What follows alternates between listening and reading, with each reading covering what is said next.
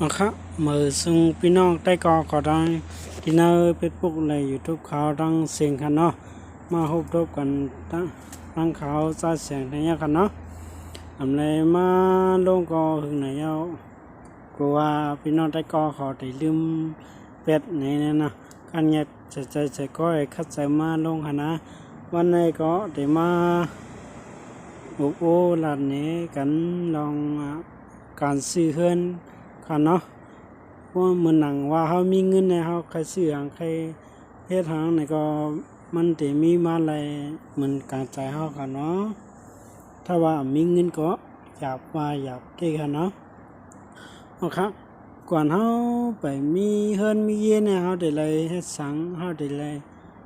คิดถึงวันตั้งให้บ่มีเงินในซื้อเฮือนรายกำเดียวในนั่นค่ะเนาะมันก็ซื้อตีลินไว้4-5 ปี5-6 ปี4 ปีจ่องกันเลยเฮ็ดเฮือนค่ะว่าเนาะเฮ็ดเฮือนเนี่ยก็ยังไปยาวกำเหลียวกันเนาะเลยพวกเฮือนมาแล้วก็ตั้งในมันไปยาวไปเลยตาไปเลยป้าผุนมันกันเนาะตึกไรก่อสร้างไว้อย่างเงี้ยนั้น10 ปี20 ปีบ่มีเงินก็เฮ็ดแท้งเอาไหนไปยาวไปโตกันนึงถ้าว่าเฮามีเงินกำเดียว10 แสน20 แสนปากแสนเนาะเฮือนใน1 หลังนะเพราะว่าเฮาเฮ็ดแคมๆกันเนาะที่สิ่งหมอกปากนะครับยันวันนั้นแหละคนคำปอนได้ซื้อไว้ตีลินมันหลายๆก็2 ปากก็ไปมีเฮือนไปมีเงินแต่ที่เฮ็ดเฮือนน่ะชื่อไว้อย่างนั้นนั่นล่ะเพราะว่าบ่ใครมีเงินตาย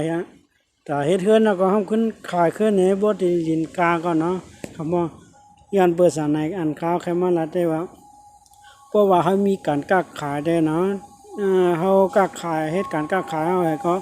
เก็บหอมเงินเฮาจังนั้นเพราะว่าเฮาซื้อที่ดินเนี่ยก็ตั้งปักเฮือนเนี่ยเฮ็ดเฮือนให้บ่ไหลยาวไหลยากำเดียวเนาะหนังอันเขาหันมาก็มีนำได้กันเนาะเหมือนหนังว่าอันซื้อที่ดินเนี่ยก็ไปจ้างเฮ็ดเฮือนจังนั้นกันนะในก็เขาก็พยายามหันมากันเนาะเป็นเบิ่นนั้นแหละก่อนเฮาไปเฮ็ดเฮือนไปแล้วซื้อเฮือนน่ะเฮาอยู่ไว้เป็นจังคือไว้ให้เพราะว่าลดผ้าลดฝนไว้ก่อนก็ลีกันเนาะถ้าว่าเฮาเฮ็ดอะไรกันเนาะอันตั้งสุดเฮาต้องเก็บเงินเฮาต้องหาเงินแล้วก็กักขายอันตั้งก่อนที่เฮ็ดเฮือนกันเนาะถ้าว่าเอาไว้กาเอ็นกาแห้งเอาไว้หอมจ่องไก่เฮ็ดกำเดียวแจ้งว่านั้นมันติไหลติลินกำมันตั้งให้มันเจ็มได้ปักเฮือนนั่นกันน่ะเนาะแล้วก็ตีเฮือนในเหมือนหนังตอนเดี๋ยวในชื่อหลายกุฏิกันเนาะนอกเมืองในเมืองเฮาว่าในชื่อหลายกุฏิก็เหมือนหนังเมืองเฮาสุกซักนะเพราะว่าเฮามีลูกหลานเฮาเป็นวัดไทยเนี่ยเฮาชื่อหลายตีลินเมืองไทยกันเนาะเหมือนเมืองไทยในเปิ้นผ่อนได้นั่นกันเนาะเมืองไทยได้เปิ้นจ่ายกึ่งผ่อนกึ่งในนั่นกันนะพอเหมือนหนังเมืองไทยได้ที่ชื่อกาอีกนึงกันเนาะพอเหมือนหนังตกปากแสนในกันเนาะปากแสนเงินไทยเนี่ยเงินเฮาที่เชียงหมอก70 แสน80 แสนนะมันเด่นถึงปากค่ะนะยันเปิ้นนั้นมันก็กากันนี่ยันเปิ้นว่าเงินไทยได้มันติกายเงินมานั่นกันเนาะเฮาก็ต้วยจังนั้นก็ฮู้อยู่กันเนาะยันเปิ้นนั่นแหละการขายก็ต้องเฮ็ดจอมหวานต่างค่ะนะอย่าหาเด็ดการขายอย่างค่ะในก็รัดมานำเอากันเนาะนี่เฮ็ดน้องบูน้องปลาว่าเลี้ยงไก่เลี้ยงเป็ดว่าจังได๋ก็มันก็มีน้ำเม็ดน้ำตาลมันอยู่ค่ะเนาะเลี้ยงวัวเลี้ยงควายเลี้ยงสัตว์ว่าขายผักเขียวอันก็ยังมีเป็นสัตว์ที่แหละค่ะเนาะยันเปิ้นนั่นแหละเงินในก็มันเหมือนหนังมันก็ติกามาแปลกเปิงมากูวันกันเนาะกูปอกกินจ้างกันเปิ้น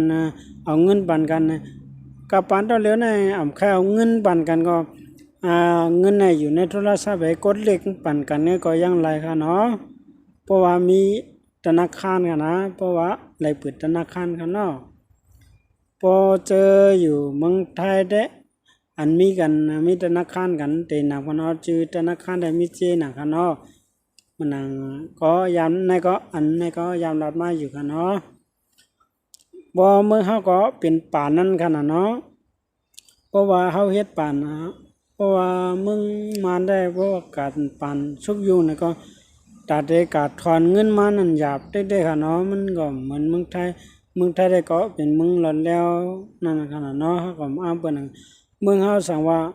เพราะว่ามีเจ้าหลีคุณแมทเฮาก็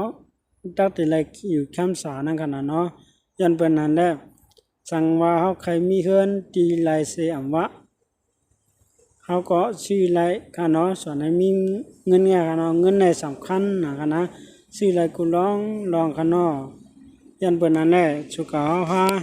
อย่าไปว่าเอาจัดในเฮาไลเก็นไลเฮ็ดกินการรายวัน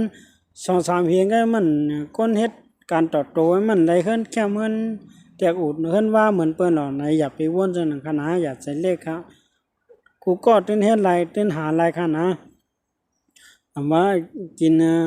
เพราะว่ากินข้าววัน3ตาไลอยู่แต่มันตินเตมีไลค่ะเนาะยาก็วันนอกนับปางเฮาเจออันเปิ้นเลี้ยงเปิ้นมีเงินนำเปิ้นเลี้ยงวัวควายเปิ้นได้กินน้ำแม่น้ำตอนกูปีอันเปิ้นได้ขายจังนั้นค่ะเนาะเปิ้นก็มื้อซื้อเฮือนซื้อเยกันอยู่ในเฮือนในเยค่ะเนาะในเวงค่ะนะเพราะว่ามื้อซื้อที่เรียนในเวงน่ะมันจังหนาเฮาว่าเพราะว่านอกในการกำเฮ็ดมุดท่าว่าอย่างคิงกางคิงเกี่คิงเห็นเขามาตกย้อนหน้าเฮือนเฮากันนั้นน่ะก็กันไลปานเฮาเนาะยันเปิ้นนั่นแหละตาเตหาเงินอันว่านะให้เฮาพอหมอใจหมอจ่ายนั้นดูให้แม่นตีแม่นตางมันกันเนาะเพราะว่าเฮาหมอใจหมอจ่ายนี่ก็เฮือนดีแคมแล้วเฮาใครอยู่เฮือนแคมใครกล้าใครขายนี่ก็เฮาก็เตไลมันหนังกลางใจเฮาค่ะเนาะครับมันก็มันหนังว่าลัดมานะครับเนาะเพราะว่าการซื้อเฮือนนั่นว่านะเพราะว่าตีลินเฮาเก็บเฮาก็เฮ็ดเฮือน2จั่นว่าจังได๋ครับเบิ่งหนังห้างพางเฮือนเฮาก็เฮ็ดหามาไลกันเนาะเฮาก็หามาแบบมันยาวก็ใจเปิ้นเฮ็ดใจเปิ้นสร้างนั่นขนาดเนาะบ่ว่ามันหนังเฮือนกว้างๆนี่เวียงเฮือนกว้างๆนะครับเนาะเพราะเวียงเฮือนกว้างในเฮาขาดที่เฮ็ดเฮือนจั่นเดียวราคาประมาณหลายแสนหลาย10แสนแล้วแต่เฮาตกลงเบิ่นนั่นขนาดเนาะเพราะว่าเปิงผาหางเฮือนมันแคมยับสยาลีก็มันก็ได้เสียงกาเพราะว่าเอาปุ่งมันก็ราคาเงินเฮาก็เตรียมป้องกานั่นกันน่ะเนาะครับเพิ่นดาวันเหมือนนั่นแต่ก็มีไว้จังนั้นน่ะสิปัญหาจังไกมาลัดต่อกันแทงกันเนาะ